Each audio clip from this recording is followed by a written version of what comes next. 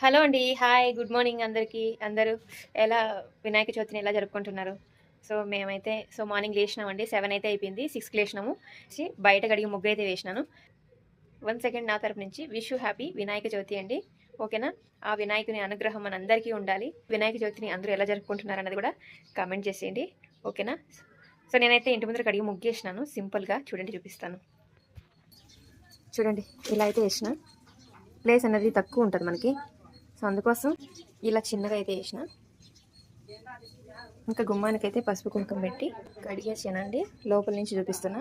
ఇంకా ఇల్లు తుడుద్దామని అయితే ఇక్కడ నీళ్లు పెట్టిన వాటరు. ఇల్లంతా క్లీన్ చేయాలి, గుడి అంతా శుభ్రం చేయాలండి. కలుషం కూడా మార్చాలి అండ్ క్లీన్ చేయాలి మొత్తం. క్లీన్ చేసేసి తర్వాత అయితే చూపిస్తాను. చూసారు కదా, మేమైతే పండగ కోసం ఇలా రెడీ చేసుకుంటున్నాము. మీరందరూ పూజ చేసేస్తారా? చాలామంది మార్నింగ్ చేసేసి ఉంటారు. నేనైతే ఇప్పుడు స్టార్ట్ చేసినానండి. ఓకే అండి, ఉంటా మరి. బాయ్.